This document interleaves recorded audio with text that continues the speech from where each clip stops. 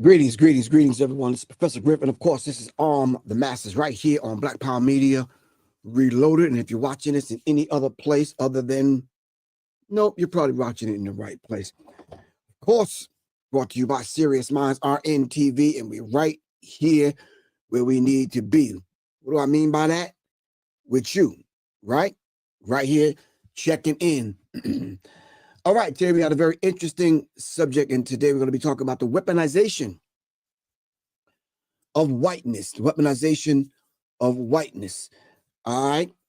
Hit me up and let me know where you are checking in from before we get this conversation started, because I want to definitely bring you into the conversation. All right, Mrs. Moore, peace. What's good with you? As always, Miss Moore, Miss the double M. She checking in as always. All right. I bought that book, Warriors Tapestry. Thank you very much. Double B, what's happening with you, man? Mr. Brandell Bowen. All right. C Dub, salute. All right. Trap Treach from Austin, Texas. I've been to Austin, Texas. I like Austin, Texas. All right. Circle the Block Radio from Norfolk, Virginia. I was in Norfolk, Virginia, and I circled the block. I didn't see too much, so I went home. Then I got stuck at the airport. Help me out, Circle the Block Radio. I don't know. C Dub, what's good with you? Checking in from Harlem. All right. Gerald checking in as always. All right. AP, peace, Griff from the Netherlands, from Rotterdam. I hung out in the Netherlands. It was beautiful. Some good people there. They wanted me to smoke something, but I was like, nah, I don't smoke. Then they asked me to smoke something again. I'm like, nah, I'm good. I'm good on that. Yeah, nah. I ain't smoking nothing. Absolutely Nathan. Nope, I'm good. Detroit, the D in the building. What's happening? All right. The Afroscape from Sacramento, California. What's good with you on IG? Shout out to everyone on IG. All right. Miss America Sutton. What's good with you? All right. You said come by my studio. Text me the address. Me and Soleil swing by. All right. Text me the address, America. Let's see what we can do. All right. Myself, Soleil, and America Sutton did a song called Melanocytes, because it's all in the melanin. All right. Y'all go check that out on IG. Soleil song Melanocytes. All right. Nine Ether, what's good with you? Peace to the God. How you feel? Gabriel, all the way from Philly. All right. Philly in this thing, for real. Sylvia, Greensboro, North Carolina. Tito Saunders, what's up, man? What's good with you? All right. Jay Steves, Richmond, VA. All right.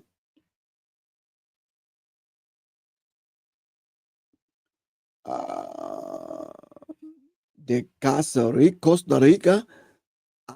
Jean from Costa Rica. Peace, what's good? Miss Nikki, the Shady Lady, what's happening with you? All the way from Stone Mountain. Anyway, let's dive into this subject so we can get through this real quick. From the outstart, I'm going to read an article, but I need to lay a base for that particular article so we can get a deeper understanding of where we're trying to take this thing and understanding racism, white supremacy at its core. All right? So let's do that. If you do not have this book, The ISIS Papers, The Keys to the Colors by Dr. Francis Cress Welsing. All right, make sure you get this book. Thank you for the Cash App. Really appreciate you. Oh, who is that on the Cash App? C Dub. All right. Thank you very much. Really appreciate you. Nice to meet you. All right. Anyway, the ISIS Papers.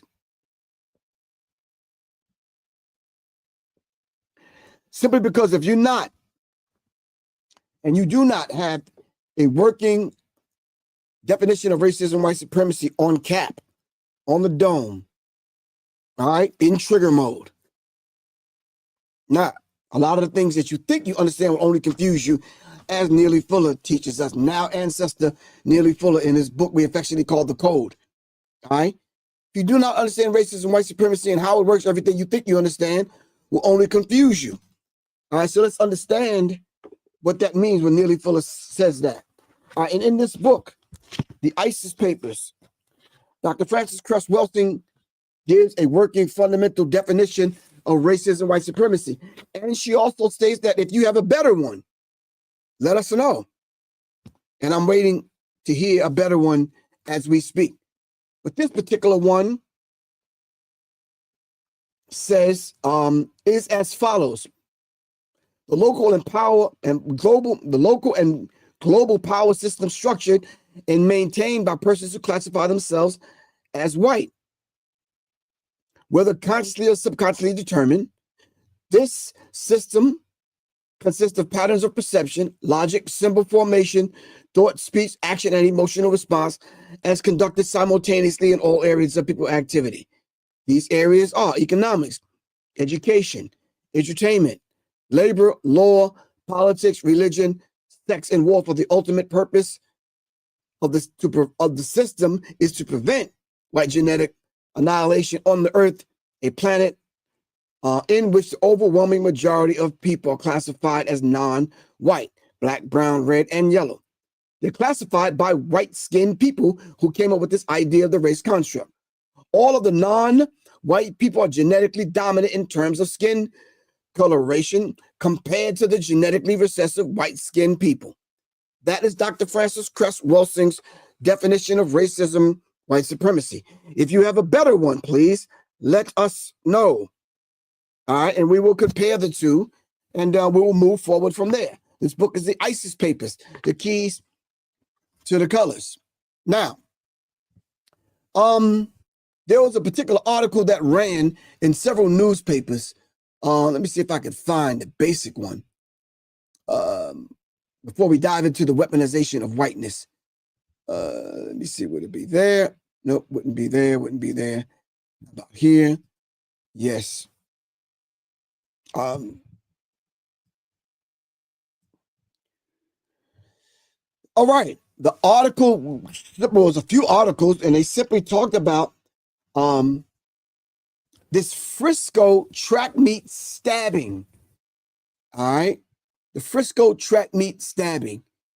It talked about the idea of this black on white violence, regardless of whether the perpetrator or the people that was, the person that was egging this on, the aggressor, whether or not they didn't even really look into what this particular gentleman did.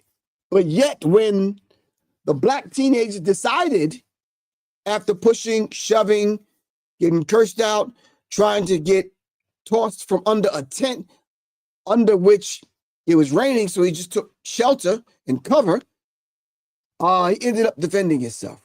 He basically told the individual, do not put your hands on me. If you know anything about black people and black culture, I would advise you from this point forward to respect that. If I tell you don't put your hands on me, don't put your hands on me. All right? Because after that, I'm not sure what's going to happen. All right, so the brief is this. The 17-year-old suspect accused of a fatal stabbing another student basically at a track meet. All right, at a Frisco ISD track meet, admitted to the crime because he basically said, don't put your hands on me, according to the arrest report.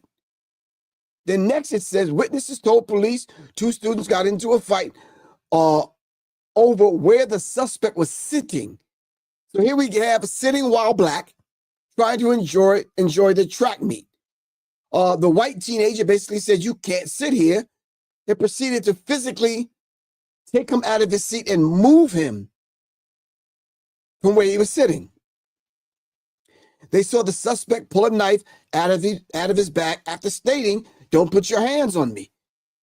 And the victim tried to push him out of the space that he was in.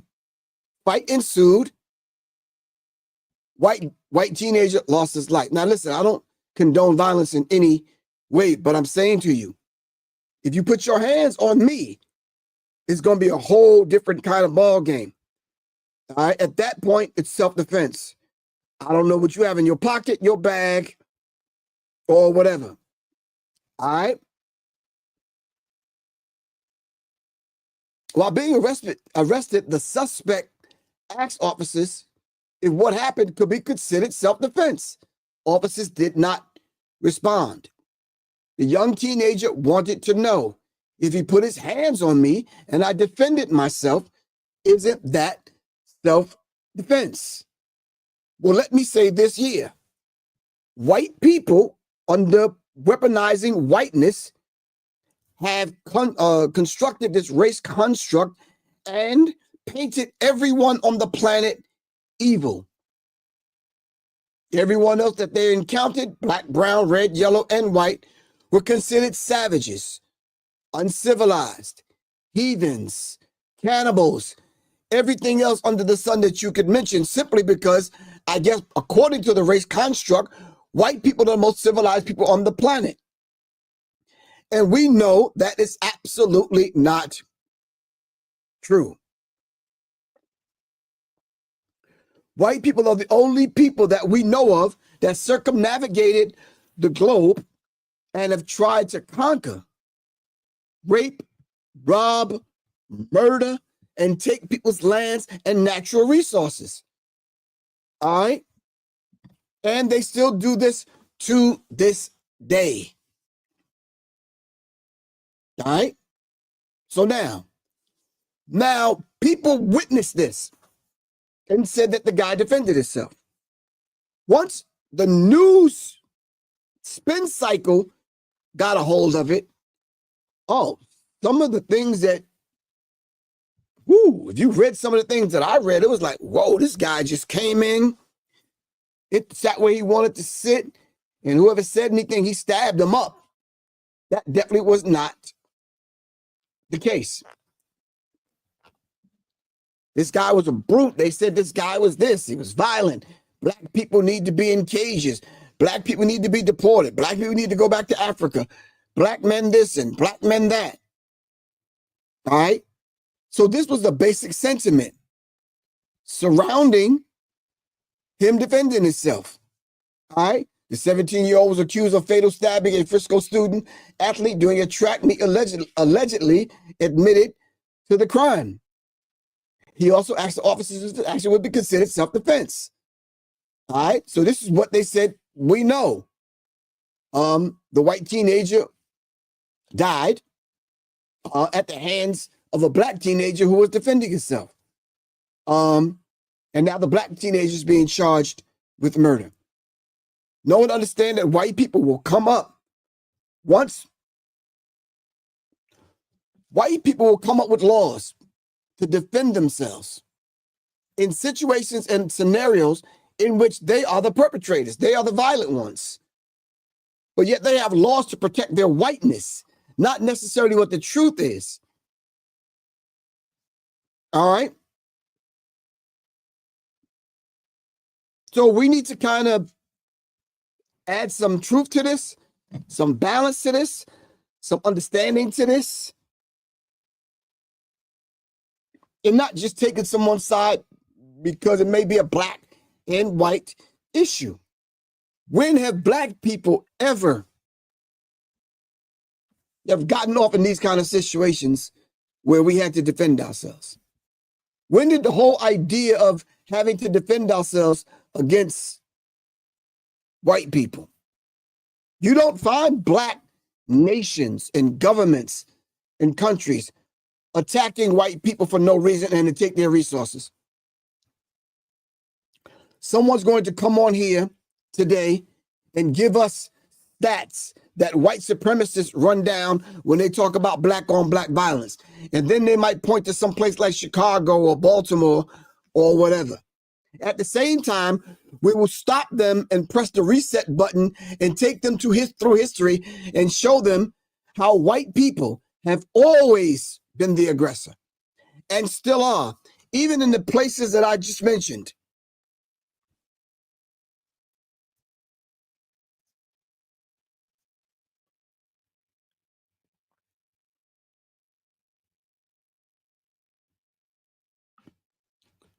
Through 17 exchange and considering the nature of the white supremacist, I believe that this young man did nothing wrong. Okay.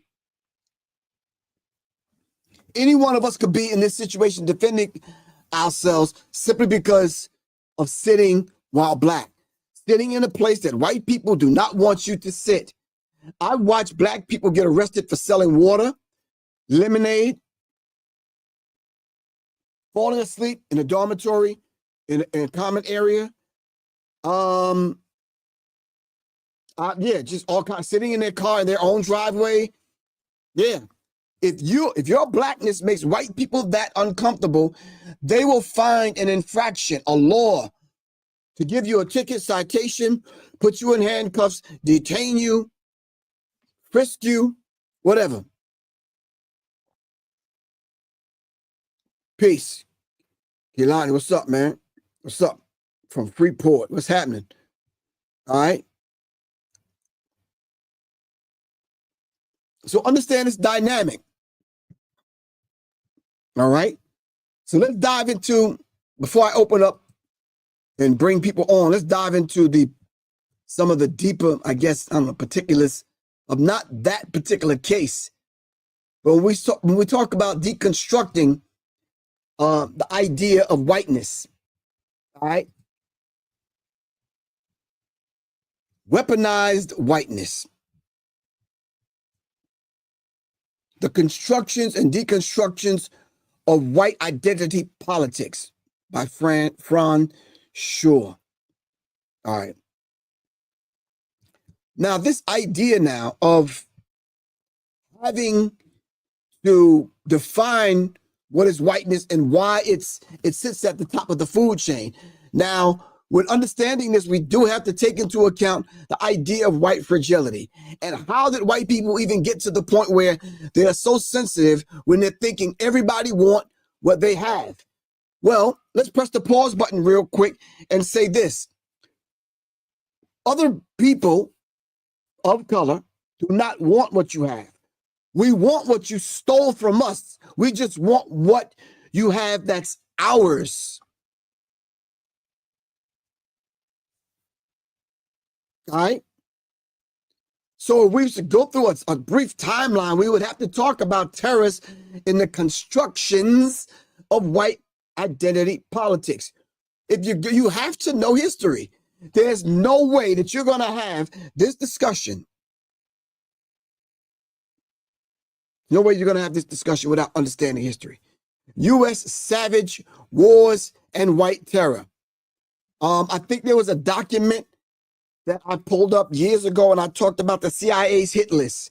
Can someone pull that document up? And all the places that CIA was there and have been destabilizing governments.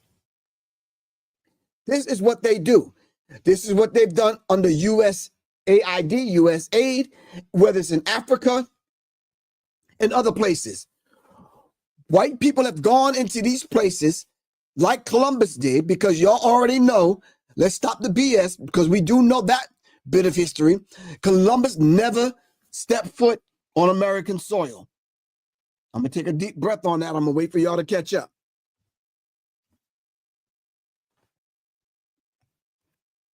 Those of y'all that didn't catch up yet, that got the little yellow helmet on the little yellow bus still licking the window, come on. Don't fix your mouth and your brain to disrespect Professor Griff. Let's just talk about a little bit of history. Columbus, in his, 3 to 4 voyages, never stepped foot in the Americas. Thank you. He ended up in Haiti. Then that place had several names. Santo Domingo, Dominican Republic now, and they broke it in half. And one part they call Haiti, the other Santo Domingo. And the history is what the history is. And then they purged the black, and here we are. Same landmass, cut in half. One is almost white, one is black, when the whole place was black, until the rape and the murder and the trickery and the thievery started to happen. Then we need to talk about the past and present terror. Are y'all still looking up the CIA's hit list? Y'all supposed to be looking up the CIA's hit list, the CIA's greatest hits. Come on. Then we need to look at white identity politics and the terrorists of Trumpism. When I say Trumpism, I'm not talking about Donald Trump. I'm talking about Donald Trump's mindset. That is the mindset of everyone that he surrounded himself with. Now we know that that's the mindset of the vast majority of white people in the United States of America.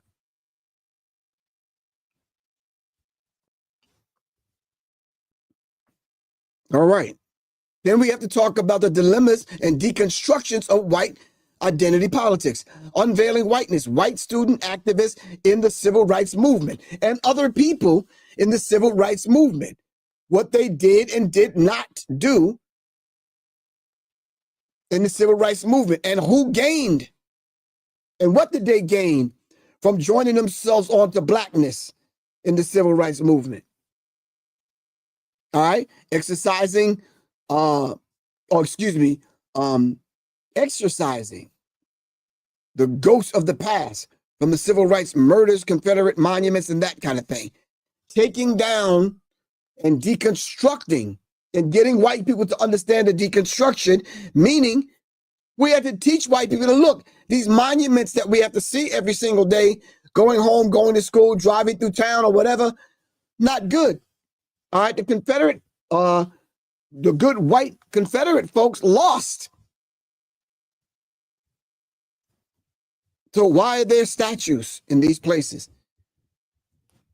Simply because they have to uphold racism, white supremacy. The North have to see these statues also. The good white people from the North have to see these statues also, because the good white people in the North, Democrats and Republicans, enslaved black people. All right? So the deconstruction of whiteness in post-racial America. All right? Challenging weaponized whiteness, the whole idea of Black Lives Matter. We can do that. The last three things I read to you, taking down the monuments. Trump has ordered his cabinet to look into and investigate why the statues need to be replaced. And then the last part, challenging weaponized whiteness. When it comes to Black Lives Matter, Antifa and other white organizations have taken over black movements and rioted and destroyed property that was not black people. Take me up on it and I'll prove it. So now, with that said, Trumpism comes along and says, we need to free and pardon Derek Chauvin. This is how whiteness works, weaponizing whiteness. Weaponizing whiteness. So understand the idea of fragility that happens when you construct the construction of it and then the deconstruction of it, because it definitely needs to be deconstructed. All right. Now, if you're just tuning in, I read a definition from Dr. Francis Cress Welsing on racism, white supremacy. And I said, if you have a better one, please let us know. All right. So the whole idea, when you read the headlines of this young black man defending himself, it's very clear that white fragility is at play here. All right. So you start to read headlines like this. Texas track meet stabbing. Suspect allegedly told police he was protecting himself. Suspect in fatal shooting during Frisco High School track meet said, I did it. With a very darkened picture of the quote unquote black subject. Another one says Texas track meet stabbing suspect. Lawyer plans to ask for $1 million bond to be lowered. Another one says, this one just straight out says, touch me and see what happens. That sounds like something a black person would say while clapping his hands like, look, straight up touch me again. We're going to see what happens. All right. Do not put your hands on me. Plain and simple. Father of Texas teen killed at track meet forgives accused killer. Now this shows you, I guess, the piety, is that a term I could use? The angelic positioning of white people when they are aggressed, I guess? No. Something is wrong when the alphabet boys get together and they start feeding all and with the spin cycle, and all of them start going by the same script and start reading the same story. Now, there's a very handsome picture of this gentleman that defended himself, and then there's one that they took and they're putting out there to the world, and the picture gets darker and darker and darker because they have you started to believe that the darker you are, the more threatening you are. All right, you're like a brute beast, an animal of the field, because it's based on the color of your skin. All right? Okay. Now, hold on. One last thing before I open up to hear what you have to say about it, or to get your thoughts. Let me put it that way. I put up a diagram based on what Dr. Frances Cress Welsing gave us in her book. Let me do it this way. Nope, can't do it that way. How about this way? Nope. The ISIS Papers, The Keys to the Colors by Dr. Frances Cress Welsing. So basically in the diagram, it talks about the psychogenetic and social dynamic of racism, white supremacy. Follow me now.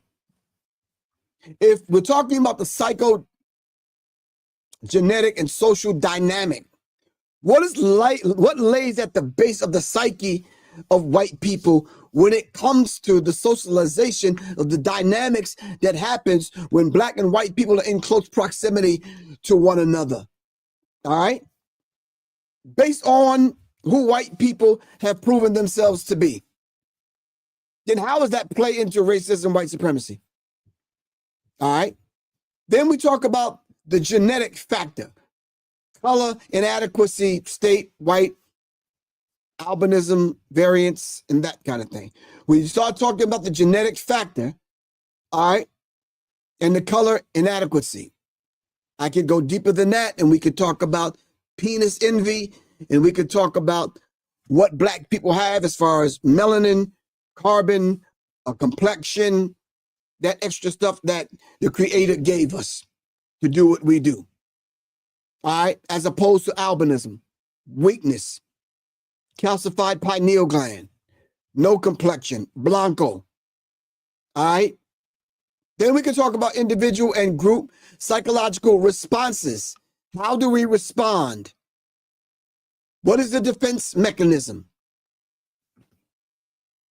All right. We wouldn't be in this position if we didn't have a very opening, loving, peaceful, quiet, warm, invitational kind of spirit, inviting white people in. Every place they've been and wherever they met us, we invited them in, fed them, clothed them, taught them, because we felt responsible for them. Like we do if people come to visit your home. All right? So the idea of what Neely Fuller Jr. gave us in reference to the compensatory logic system of white supremacy. All right? Logically, how do you compensate? What do you do to defend yourself using a bastard language called English, which speaks against the very nature of who you are? How do you get them to, quote unquote, do basic things like stop? Don't put your hands on me. Get out of my face. You can't tell me to go back to my own country. You go back to yours. Basic stuff. All right. Then we have to move to compensatory behavior practices. What do they practice in all area people activities? What is the compensation What is the compensatory behavioral practices in economics, education, entertainment, labor, law, politics, religion, sex, and war? All right. Then we have to move to white supremacy behavior, the system and the culture on a worldwide scale. White people are white people, regardless of wherever you go. This race construct, the memo was sent out to all white people. Black people are savages. Black people are animals. Black people are uncivilized. Black people this. Black people want white women. Black, yada, yada, yada. And some black people have even went so far as to repeat and regurgitate the madness, so much so that black people will go so far as to not claim black and want to be everything else but black.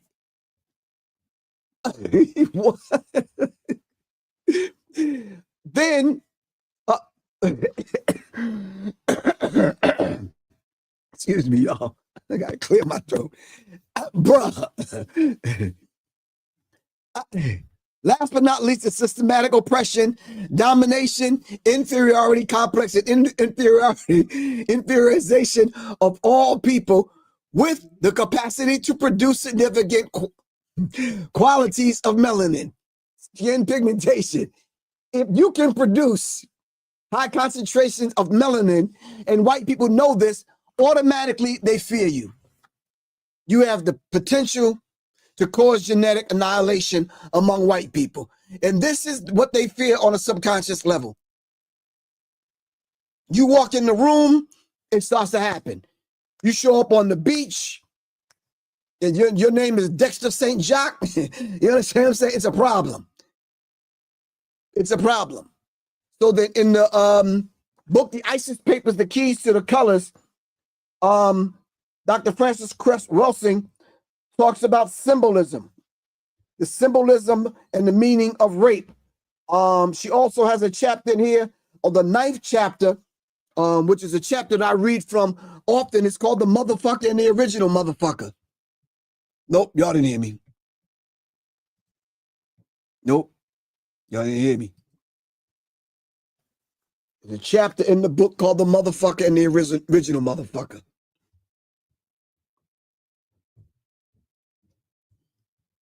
All right. So the dynamic and how this thing plays out on a subconscious level is probably more important than what you guys could ever see. All right. Simply because the lie has not only been told to black people about black people, but it's been told to white people about black people. And as spaces like Instagram, TikTok, Facebook, YouTube, and the rest of them start to allow black people to speak about who we really are and what happened to us, all of a sudden now, the reset and the ban starts to take place. Banning TikTok, banning this, you can't say this, and all of a sudden the control starts to take place. Control of your speech, control of your behavior, control about what you're able to say and what you can get away with saying. All right? But these things are very, very, very real. I'm surprised they're not doing digital book bannings and book burnings. All right? Okay. I'm going to put the invitation in the chat.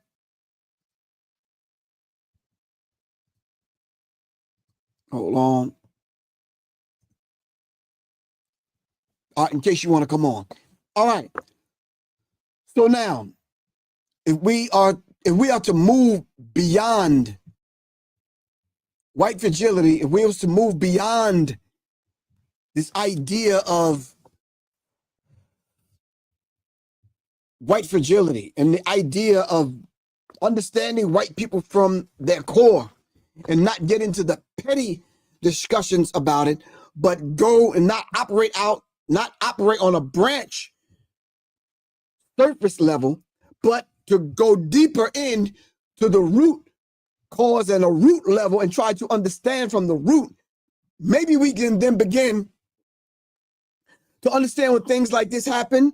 We can understand it ourselves, and we can begin to explain it to white people, some of which y'all are married to, or you're dating, or got children with, or you work with them, or live next to them, or live near them. all right, or I have to interact.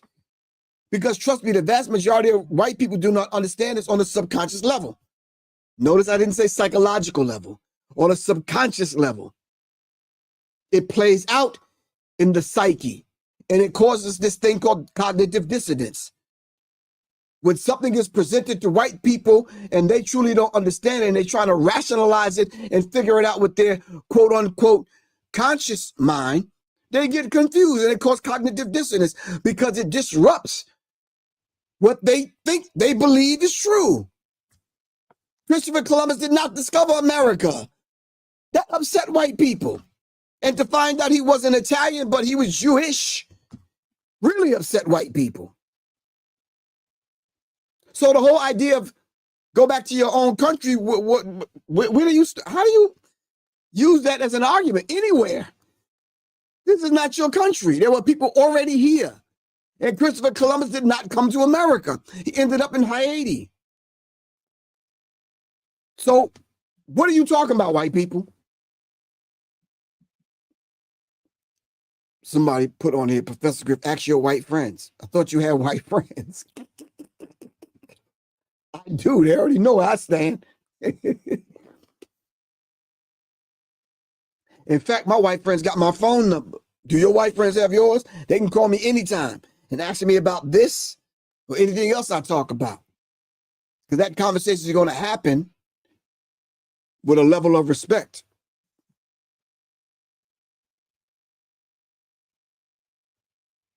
Yeah. Trap treats, they don't understand that. They don't understand that we can be black and Mexican, black and Puerto Rican, black and Jamaican, black, and because black is 150,000 shades of midnight. And they can't understand we can't be all these things. We can't be both and. We got to be this or that. No. The origin, if you go back to Puerto Rico, is the Taino people, which is us. Them same Taino people was where? In Haiti, Santo Domingo, and other places. They the same people, us. If you go look at the Tartarian people, us, we the same people.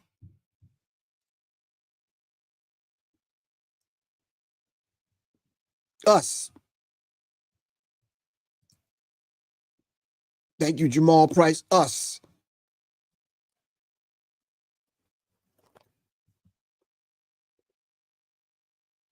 All right.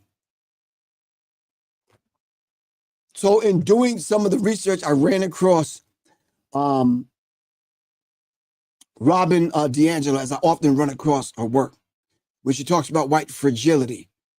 The defense reaction of white people have when their ideas about racism and race are challenged. Anytime you challenge them on this race construct, oh, it's always a problem. It is always a problem. That's white fragility. They cannot believe that they are the perpetrators when it comes to local and global tyranny and oppression. This is why we have the revisionists coming along, revising history, wanting to keep the narrative about race going. They don't want you to tell the truth. The wholesale rape of black people, turn of the century, there was over 600,000 mixed race babies. It wasn't black men raping white women. It was the other way around. White men were raping black women who they made servants and slaves. 600,000 mixed race babies. Who didn't like who? Go any part of history, any time frame in history, you'll find white people doing the same thing. Raping, robbing. Express, speak. You. Peace, what's good with you? Man, man, I listen to you all the time. Back to pawns on the table. I'll just pawns in the game? Pawns in the game, pawns on the table. All the same, you right. I just wanted to pepper the conversation just a little bit. my complexion. Yeah, you're gonna pepper it. All right. Yeah, I'm a citizen of the imagination and love theoretical theoretical exploration, so to speak. I got you. All right. Yeah. So to me, I feel like the etymology of race is created the divide and conquer aspect. Because whiteness, to me, I'm not white. Now, I grew up around a lot of melanated individuals and got confused about my identity when I went to an all Native American preschool called Quasqui, and then fell in love with hip hop. Okay. And so as I know my history, to a certain extent, I'm open to theoretical orientation. I'm always open as a diplomat to conversation. I feel race is a construct, just as myself. I can't identify. I know historically what's taken place: Columbus, the desecration of Native Americans, the possibility that Egypt was here, the Olmec, all of the above. So I'm just curious how a gentleman like myself or others that flow with us can enter the conversation and be able to, how would we say? I don't really feel like I want to take accountability for the elitists that did what they did, because Kissinger's book basically Kiss the Boys Goodbye says what dog tags are for. Right. So I just come here in the spirit of I'm nervous, but I'm here. I'm open and transparent, Mr. Griff. Pawns on the table, man. Been following you for years, brother. Thank you. Oh, give thanks. So why can't each one of us individually come with what we already know as the truth and start from that reference point? I can archetypally take that on, sir. Yes, sir. So can I ask you a question? It's a very personal one, all right? Yes, sir. Can you come, if you are allowed, in a conversation among Black people and check your whiteness at the door? Seen. And I'll even go a little bit further.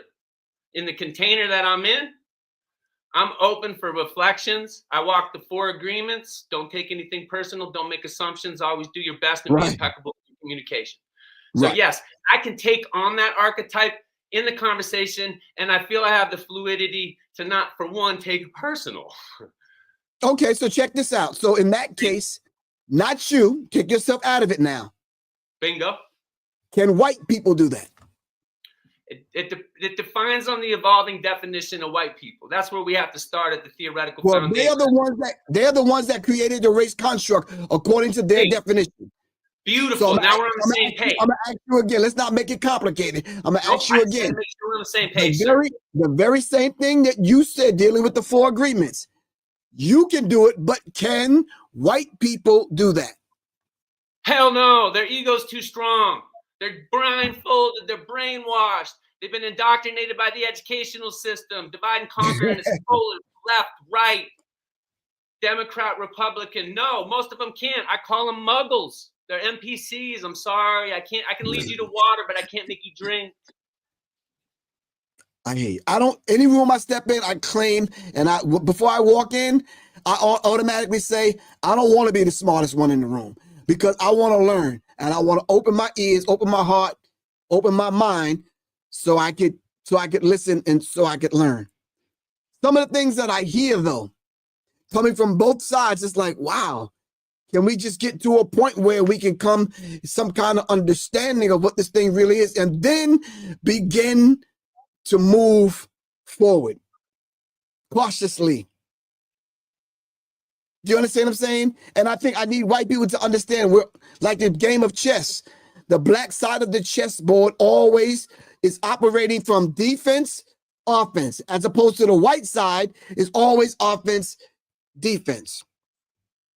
And trying to explain that to both white and Black people, they get it confused and think we're playing checkers, but we're playing chess. And there's only a few people like you that come along and say, no, I get it. I get it. I can do it, but I can't say that about other white people. And this is what I keep hearing. I could break just something down on what's been leading me in my theoretical framework towards this construct and the way to approach it. All right, let me hear it. Let's talk. Word. So I came on here with the program that I have called Express to Speak. We teach kids to critically think and emotionally reflect. So I'm representing So we talk about archetypes, right? And we talk about shadow masculinity. I sit in men's groups, hold containers. I've been studying for a while to do shadow work to open up nuance for everything else. Mm-hmm. I was at a ceremony and a brother said, check this out. This brother went into battle, but counting coup, not to kill another man, because if he killed another man, he had to take care of their family. This was all games. He had to go up and touch something, take his medicine or something. So this is what made me think about this theoretical framework. Right. He said, I sing this song to make my enemies turn into children, because the ones that are controlling, the patriarchal control that we've seen for thousands of years, Gnostic philosophy, the loss of the divine feminine has made these men's megalomaniacs. They're unbalanced children in the sandbox. They couldn't reflect on an emotional peace inside them if they tried to triangulate it. Okay. So I see them all as children. When I keep mainstream media, which I don't much, but I'll get clues from the sideline. I like NPR. I listen to a little bit, All Things Considered, national propaganda radio. But I hear them and I hear their children. They're children. Yeah. They're unbalanced masculine men. There's no divine masculine here. I feel that's what would unite this conversation further. Right. No, I would agree. I mean, I would agree wholeheartedly. But what they've done is they've gotten the rest of the world basically acculturated to the whole idea of being less than. This is why they want us playing with games. This is why we've adopted in Black vernacular the whole idea of how we speak to one another. We call each other baby. We live in a crib. You understand? We call each other home boy, not man, boy. The vast majority of Black men that you might see every day, depending on where you live, you see us dressing down in sports attire because we always playing. You understand what I'm saying? It may be we have to use this particular vernacular, or we have to use this language because it's a bastard language, and we had to construct one in order to survive. I understand the methodology in that. But what does that have to do with the Black psyche and how we interact with one another? We've bought into the lie that we're our own worst enemy. And we are not, because if you take a step back, press the pause button, and you look at what white people are doing across the globe, even right now as we speak, you cannot compare Chicago, Detroit, and any other city in America totally combined that does not compare to what the Polish other people are doing in Gaza. Can't compare it, bro. So when you start talking about Black on Black crime, we can easily point out white on white crime, which is World War I, II, and the one that's coming, World War III. I'm gonna take a deep breath on that one. Might have been part of the reset, Mr. Griff. You know, World War II, the reset. You know, so I just want to just state to the container real quick, because I know time is limited here. I just want to thank you. When I listened to Pawns on the Table when I was 13. I felt like it just came full circle. So thank you. I'm going to change the name of that album, man, The Pawns on the Table, because you keep saying that. It's pawns in the game. Excuse me. I do a lot of poetry. Back to, like you said, coded language, Saul Williams. I stand on the corner playing an amethyst rocks. I got you. But I really appreciate you coming on. Thank you, sir. All right, Excuse me. Thanks. Thank you, King. Give thanks. Take care. Give thanks. I hope. All right. Peace.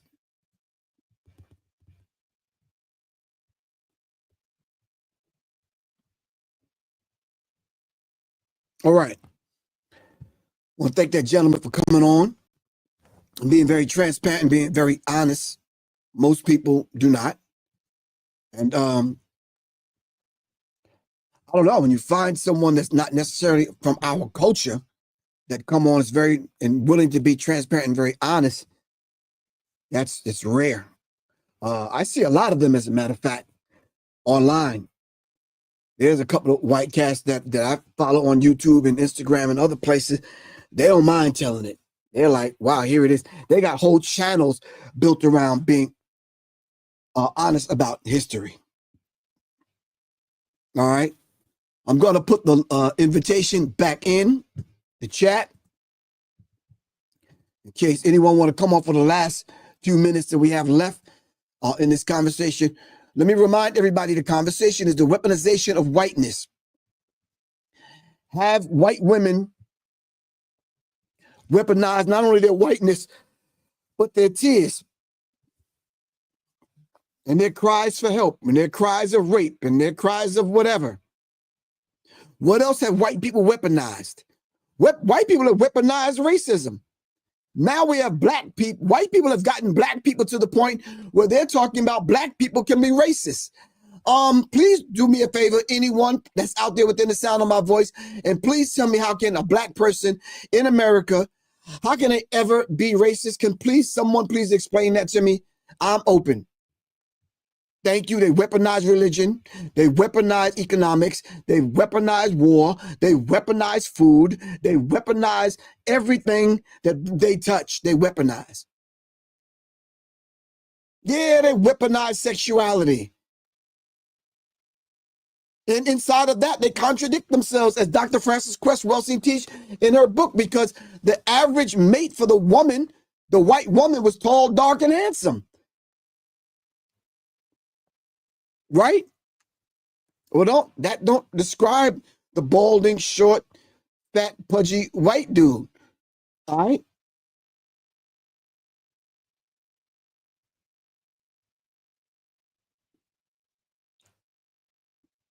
Yes, yeah, what I said earlier is absolutely correct. When Dr. Frances Cress Welsing talked about the politics behind black male passivity, effeminization, bisexuality, and homosexuality. She even talked about the idea of penis envy.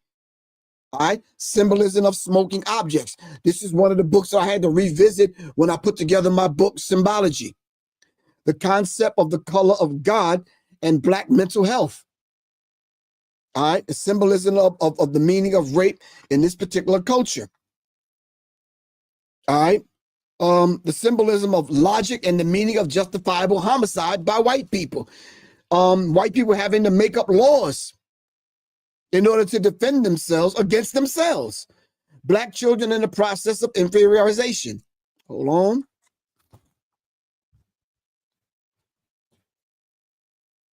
The symbolism of Christ, the cross, the crucifix, and the communion. Hold on.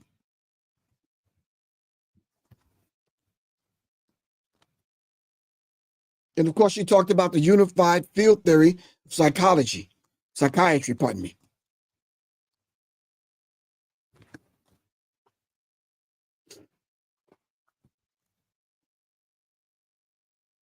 All right. When white people see us, brothers, to men now, I'm talking to men, they see little boys. And regardless of how old you are, they see you as a threat. Because as Dr. Frances Cress Welsing teaches, we have something that they do not have. And it has a lot to do with our ability, all right, to color everything. Penis envy. You're correct.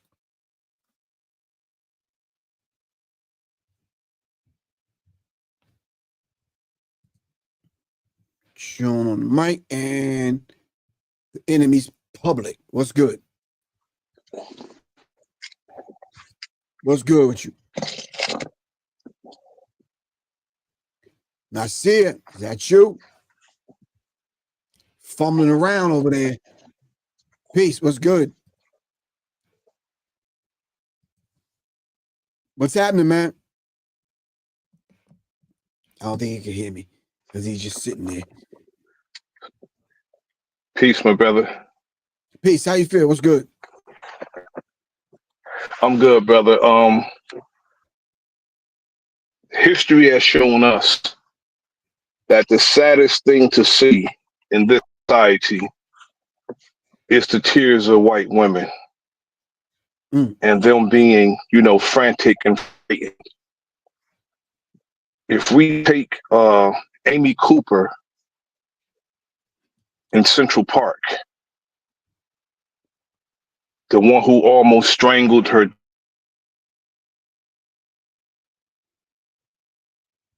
Nasir, you got to come back to me, good bro. Sean L, the Mike journalist. Peace. What's good with you? Talk to me, Sean. Yo, peace. Peace. What's up? Talk to me. Oh, peace. This is Born. This is Born from San Antonio. My bad. I didn't know you speaking to me. I'm sorry. I didn't see your name. I'm sorry about that. Oh, good, man. Peace. Hey, I was really just saluting the conversation and, giving thanks and then just adding on that and understanding that, with the last thing I heard, racism and prejudice being a totally different thing. Because racism being a power structure. It's how I understood it and how I understand it from, following you in the conversation and what you build on. Right. So when you talk about prejudice, all prejudice is to prejudge. Right. Okay. Right. Yeah. And I've had that conversation with my friends and other people in my life. Be like, nah, like racism is an actual power structure. It's when you actually when you give somebody, hey, I can deny you a bank loan or deny you from a neighborhood and whatnot. So how about denying you medical care? Right. How about denying you justice? How about denying you just walking down the street or selling water or sleeping in your car or whatever? Just basic stuff. Right. Stuff that they do and nobody judged them. And nobody imprisons them and beats them and killed them. Yeah, just basic stuff. Yeah. Okay. I'm listening. And it could really just be like in my situation, I was a convict from 19 years old. I'm 45 now. I run a business and long since past that.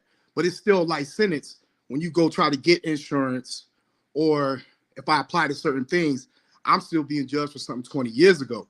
And even that is systematic racism. You know what I'm saying? When you start getting down to the root of it, on like it's like, okay, oh, he sold little this and that, made some money to get out of poverty, and that's what I'm talking about, the power structure. So I'm just knowing and understanding that we out here, God.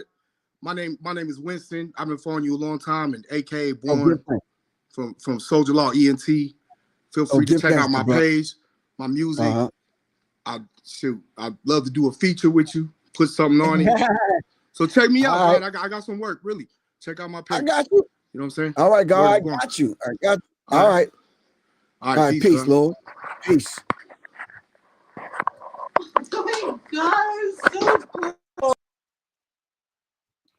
All right.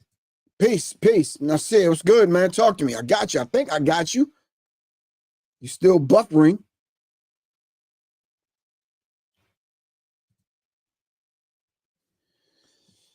All right. I got 1 minute left. It's been an interesting conversation. Yeah. Shout out to the Flow Assist. From the group Flowetry. Beautiful sister. Met her and the people yesterday. She's in concert tonight here in Atlanta. But check her out. All right. Shout out to my man Sean Carter for hooking it up. All right. Me and Soleil definitely going to sit and break bread with the sister and her people. See what we can do moving forward. All right. Listen, family. So you got to start studying. If anybody want any of the information that I presented, whether it's diagrams or any information dealing with what I talked about today, please hit me up. Just text me. I send a small donation in. I don't care what it is. Food stamps, Captain Crunch coupons, Frosted Flakes, don't matter. And then I'll get you the information. All right. We have to begin to start dialoguing with one another in safe spaces where we can talk like me and the brother talked earlier, or me and the gentleman talked earlier. All right. Peace to Born. Thanks for coming on. Really appreciate you, good bro. Nasir, couldn't get you this time, bro, but I gotta go. This is Professor Griff. I'm out of here. Peace.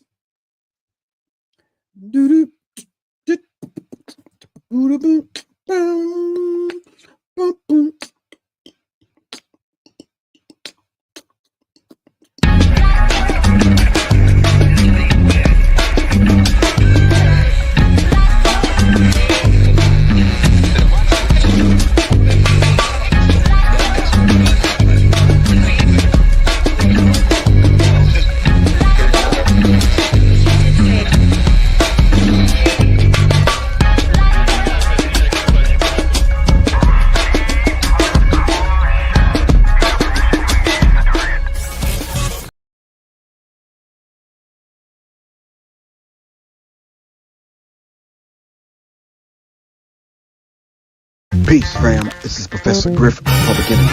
Of course, you know, the Minister of Information. Right now, my entire sound library on CD-ROM are available to you in an auction. Right now, you'll get the Public Enemy sounds that made some of them songs that you love, the hard-hitting beats. We got kicks, we got snares, we got hi-hats, we got beats, we got loops, we got breaks, we got keyboard sounds, guitar sounds, bass sounds, we got scratching, we got sound effects, we got nature sounds, environmental sounds, we got all kind of sounds from different genres, from jazz to neo-soul to R&B, classic, smooth. These are the beats, breaks, and the sounds that made some of them Public Enemy songs. Get it now. Check this out. Don't make beats, make history. Peace. It's Professor Griff. Hit me up, 678-557-2919. Peace.